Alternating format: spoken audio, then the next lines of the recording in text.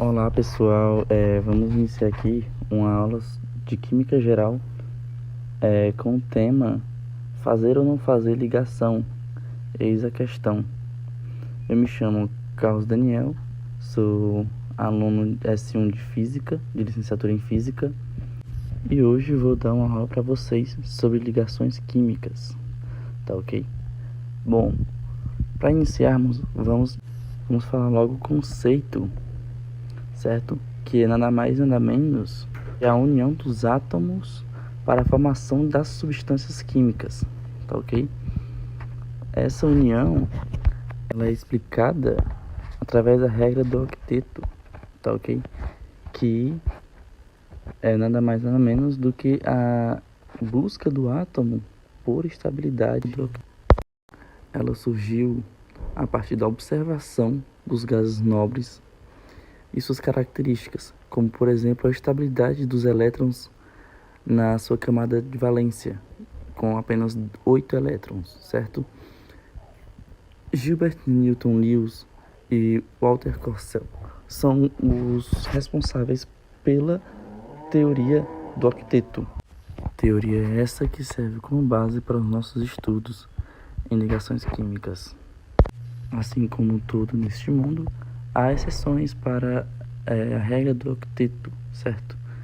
Que abrange alguns elementos que não precisam de 8 elétrons na sua camada de valência para se tornar estáveis, como por exemplo o boro e o alumínio, que eles se tornam estáveis com 6 elétrons em sua camada de valência. A camada de valência, ela é a camada mais externa do átomo, vale ressaltar isso, ok? Como eu havia falado, a exceção também, ela remete aos gases nobres, porque eles são bastante estáveis. O hélio em si é uma exceção, né? Como eu já havia dito anteriormente.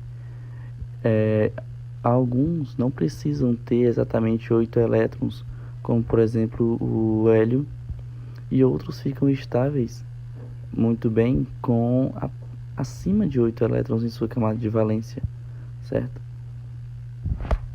Que é o exemplo do próprio fósforo e do enxofre, que eles recebem até 10 elétrons e 12 elétrons. Bom, os tipos de ligações químicas são covalente, iônica e ametálica, certo? A ligação covalente, como vocês podem ver, ela ocorre apenas com a metal e a metal, ou com a metal e o hidrogênio, certo? Ela é uma ligação que a gente pode comparar com uma ligação de interseção, certo? A gente pode ver na imagem o seguinte: um átomo de oxigênio se liga a 2 átomos de hidrogênio para alcançar a sua estabilidade, compartilhando elétrons. É também conhecida como ligação molecular. Além disso, pares eletrônicos é o nome dado aos elétrons cedidos para cada um dos núcleos, figurando o compartilhamento dos elétrons das ligações covalentes, como a gente pode ver na questão do H2O, da molécula de água, né? Agora, totalmente diferente da ligação covalente, a ligação iônica, também chamada de ligação eletrovalente, ela é realizada entre ânions e cátions, certo? Daí o termo iônica. Esse tipo de ligação, ela tende a fazer com que o átomo ganhe ou perca elétron, diferentemente da covalente, que é apenas uma questão mutualística, certo?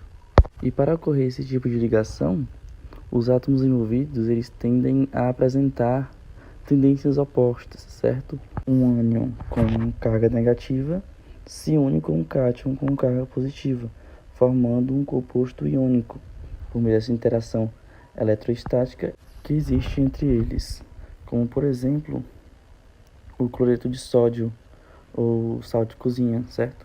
Ou seja, normalmente essa ligação ela é feita entre metais e ametais, ou metais e o próprio hidrogênio.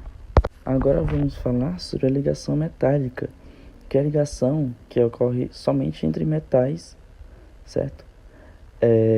Esse tipo de ligação são ligações com elementos considerados eletropositivos e bons condutores térmico e elétrico.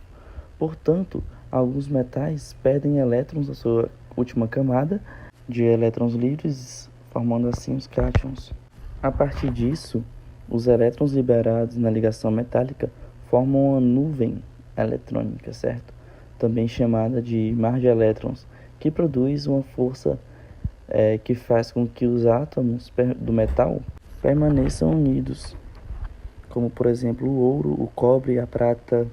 Agora, galera, para fixarmos os conhecimentos, vamos resolver umas questõezinhas aqui. A segunda regra do octeto, para a gente adquirir a estabilidade apresentada por um gás nobre, o átomo de um elemento químico cujo número atômico é 17, ele deve ganhar ou perder elétron?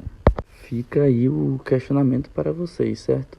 Outra questãozinha aqui é: uma das principais características dos metais é a alta capacidade de conduzir calor e eletricidade, que pode ser explicada pela... E a resolução desses problemas é bem simples, como por exemplo, a questão 1 o número atômico de um elemento corresponde ao seu número de prótons. E em um átomo, no estado fundamental, o número de prótons é igual ao número de elétrons. Ou seja, sabendo que um elemento químico, cloro, possui 17 elétrons, pode-se fazer uma distribuição eletrônica para descobrir o quanto os elétrons são necessários para que em cada camada, na última camada, na verdade, haja 8 elétrons. E sendo assim, se na última camada existem 7 elétrons para adquirir estabilidade, o átomo de cloro ganha apenas um elétron da sua ligação iônica. E a segunda questão é muito fácil de se resolver, pois a existência de elétrons livres que configuram ligação metálica permitem o calor através da agitação e a eletricidade através do movimento ordenado. Entendeu? Pessoal, por hoje é só. Muitíssimo obrigado. Esse foi o vídeo sobre ligações químicas, certo? Fazer ou não fazer. E aqui a gente tira a conclusão de que temos que fazer ligações químicas, ok?